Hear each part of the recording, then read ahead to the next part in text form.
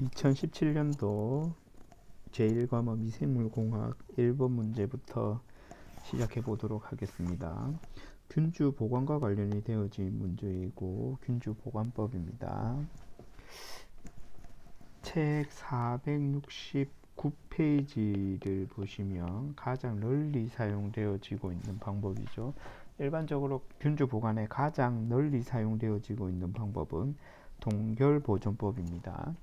469페이지 보시면 건조, 그 중에서 아래쪽에 두 번째 볼드체 동결건조, 그 위에 순차적으로 19년도, 18년도 문제를 보신 분들은 17년도 동결건조 역시 마찬가지 17년도에도 나와 있습니다. 개년 동결건조라고 하는 보존 방법은 매해 출제되어지는 경향을 나타내고 있고, 특히 중요한 키워드는 승화라고 하는 단어, 고체에서 바로 액체로 가는 승화라는 방법을 이용하여 건조한다라는 것, 수분을 제거한다라는 것 기억을 해주셨으면 좋겠습니다.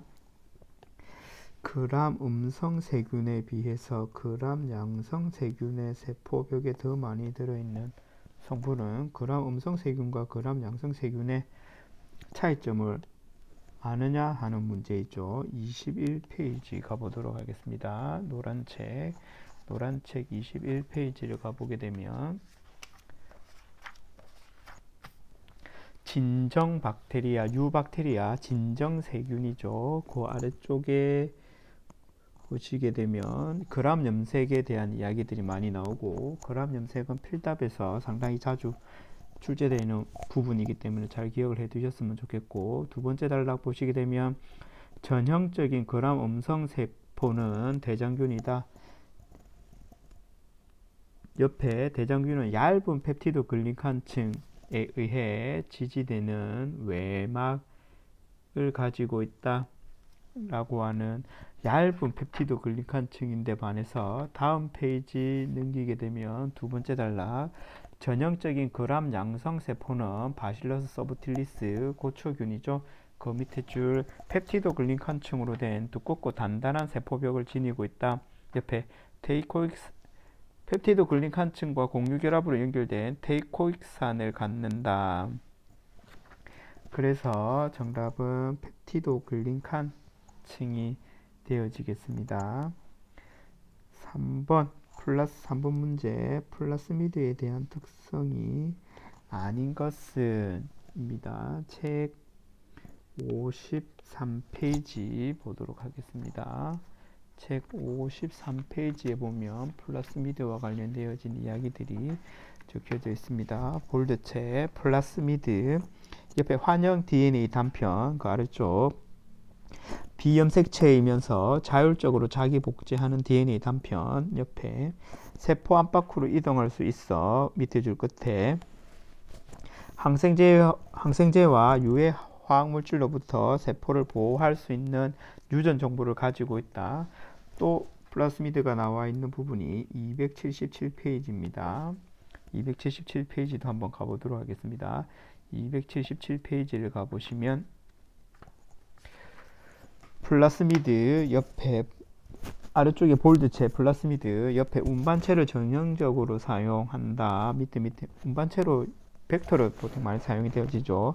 밑에 줄 염색체 외부에 존재하는 자율적이며 자기 복제하는 격가닥 더블 스트랜드 DNA이고, 밑에 줄에 플라스미드는 전형적으로 성장에는 필수적이지 않으나 어떤 환경 분위기 하에서 숙주세포에게 중요한 이점을 제공할 수 있는 단백질에 대한 유전자 정보를 수록한다. 옆에 특정 항생제에 대한 내성을 제거하는 단백질에 대한 정보를 수록하고 있다.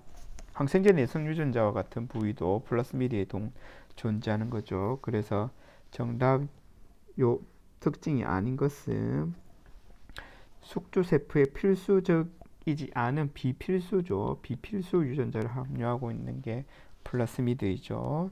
4번 문제 보도록 하겠습니다. 4번 문제.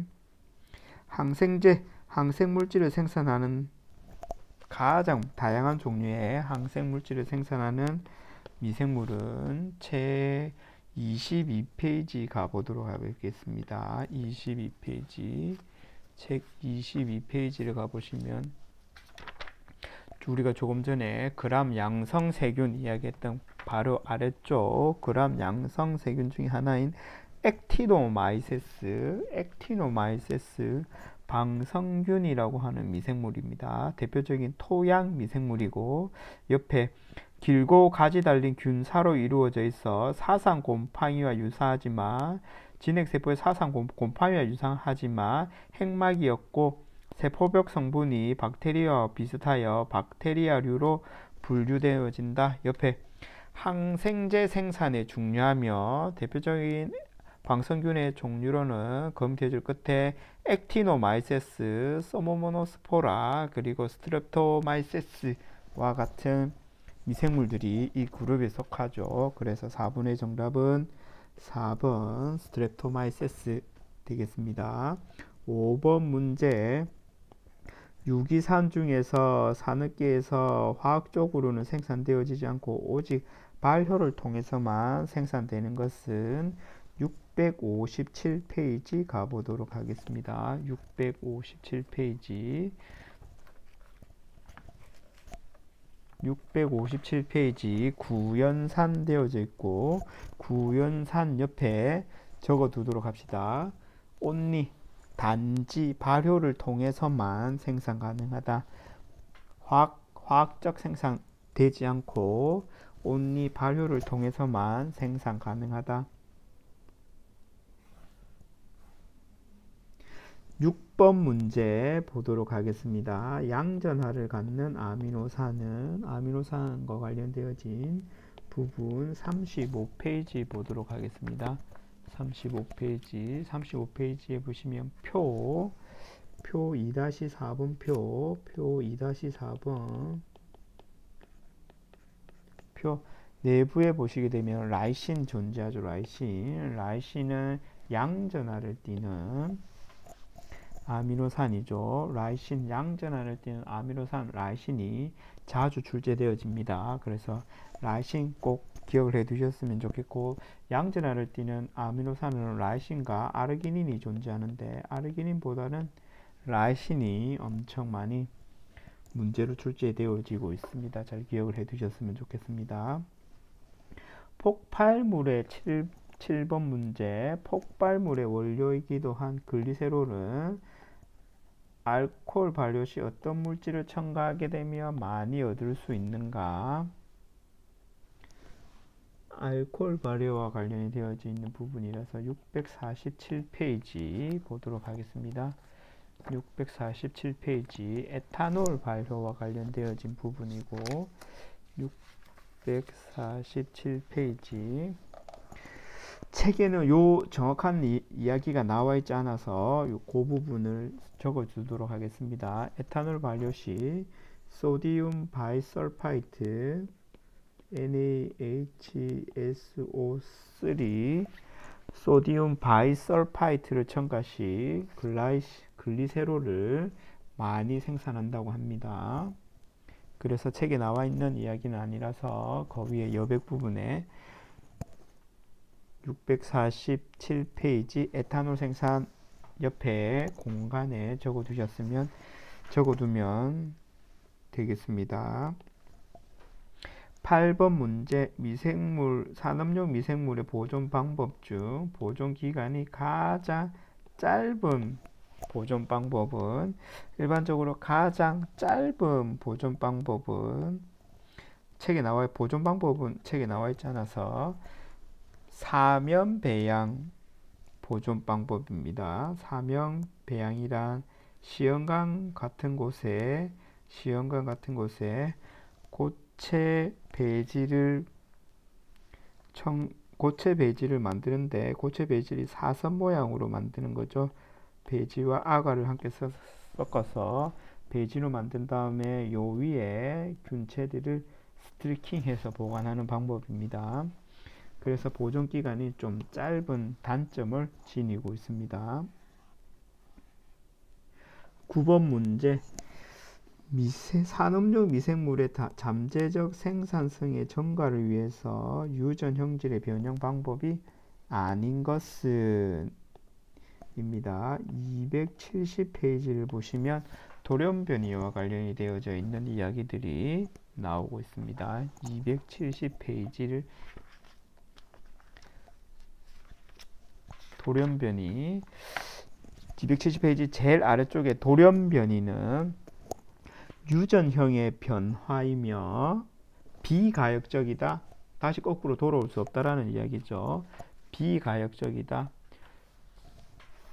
272페이지 오시면 돌연변이가 발생하는 원인 중에 가운데 볼드체 8-1-2 아래쪽에 두 번째 단락 자연 발생적인 자발적인 돌연변이 일어날 수 있는 거죠. 자발적인 돌연변이.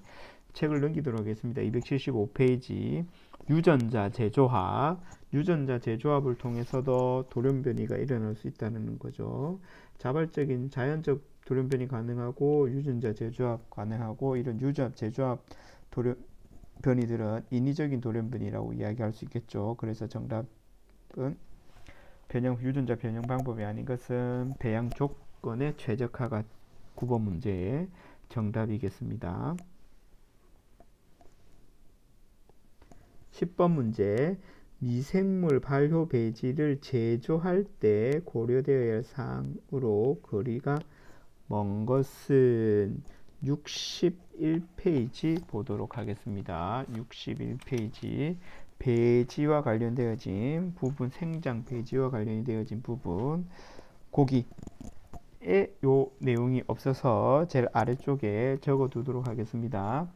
배지를 제조할 때 고려해야 될 부분은 대사 제어, 대사산물의 생산 수열, 생장 속도와 같은 부분은 고려 대상인데 배지의 온도는 배지를 제조할 때 고려 대상이 아닙니다. 그래서 10번의 정답은 1번입니다.